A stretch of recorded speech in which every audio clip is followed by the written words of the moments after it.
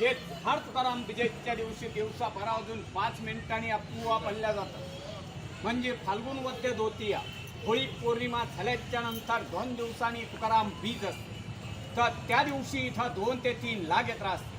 त्या दिवशी हे झाड दिवसा 12 वाजून 5 मिनिटांनी अपुवा फलल्या जातं. आणि तुम्ही गावामध्ये गेला की तिथं पांडुरंगाची स्वयंभू मूर्ती आहे. पंढरपुरावरना देव या ठिकाणी आले. आपल्याला देहू आणि पंढरी अशी दोन्ही क्षेत्र घडली जातात. आणि तिथे एक शिळा मंदिर म्हणजे असं की ज्या वेळेला रामेश्वर भट्टांनी इंद्रायणीच्या गुहामध्ये ग्रंथ बुडवले त्या ठिकाणी इथनं एक मैलावरती यावं. परंतु तिथले शिळा, ज्या शिळेवरती तुकाराम महाराजांनी 13 दिवस पोषण केलं आणि 13 दिवसानंतर जे ग्रंथ कोरडेच्या कोरडे वरती आले ते ग्रंथ आणि त्या शिळेची स्थापना मोठ्या मंदिरामध्ये केलेली आहे. आणि मोठ्या मंदिराच्या बाहेर निघालं की उजवी हाताला राहतेकर जन्मस्थान आणि इथनं एक 3 मैलावरती एकांतात भजन करण्यासाठी जात होते तो भंडारा डोंगर इथनं 3 मैल यावं. आणि हे म्हणजे तुकाराम महाराजांचं वैकुंठ स्थान. त्यांनी समाधी वगैरे काही घेतलेलं नाही आहे. देहासहित वैकुंठाला गेलेत आणि वैकुंठावरनं 3 वेळा परत. तर संताजी जगनाडांसाठी कसे आले? संताजी जगनाडे म्हणजे तुकाराम महाराजांचा उजवा हात असतो. त्यांनी तुकाराम महाराजांच्याकडनं वचन घेतलेलं असतं. वचन असं घेतलेलं असतं की तुम्ही वैकुंठाला गेले तर मी तुमची सेवा करेन आणि मागाहून जर मी वारलो तर माझ्या देहाला मुतमाती करायला तुम्हाला यावं लागेल. मागाहून ते वारले जाते. वारल्याच्या नंतर तिथले गावकरी म्हणजे 5 ते 6 मैल त्यांचं गाव आहे सुरुंद्र म्हणून. तर तिथले गावकरी खड्डा वगैरे खणतात, प्रेत गाडायचा प्रयत्न करतात. प्रेत काही गाडले जातात या पुवा पडलं. ज्या वेळेला तुकाराम महाराज वैकुंठावरनं खाली येतात आणि एक मंडळभर माती टाकतात त्याच वेळेस ते प्रेत गाडले जातात.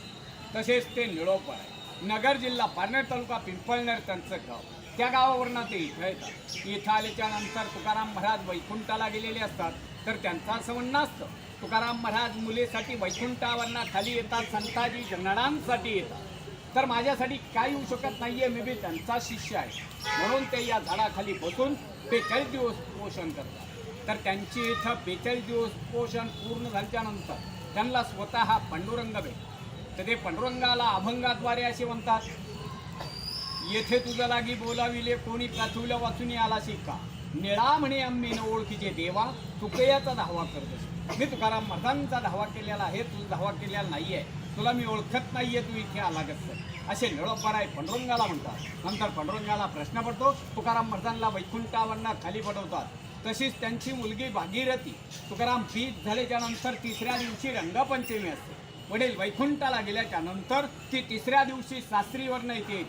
वडील बिगर विचारता वैकुंठाला जातात म्हणून ती आपल्या देहाचा त्याग करते.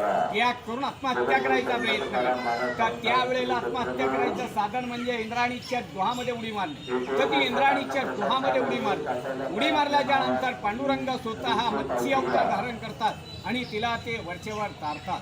तारल्याच्या नंतर रंगपंचमीच्या दिवशी मुलीची आणि तुकाराम महाराजांची भेट होते. बस मी तुकाराम महाराजांच्या घराण्यातला इथला पुजारी. माझी स्वतःची 10वी पिढी चालू आहे. इथे तुकाराम महाराजांना पांडुरंगाला नैवेद्य करून रोज सकाळी महापूजा केल्या जाते. काय आपली इच्छा असली दक्षिणा दिली तर घेतली जाते, नसले तर जबरदस्ती नाही आहे. तर त्यांचा शेवटचा अभंग जातेवेळेचा असा आहे, आम्ही जातो तुम्ही कृपा असू द्यावी सकळा सांगावी विनंती माझी, वाढ वेळ झाला उभा पांडुरंग वैकुंठा श्रीरंग बोलावितो, अंतःकळे विठू अम्मासी पावला कुडी स्वैत झाला गुप्त तुका. बोला तुकाराम महाराज जय. लाखो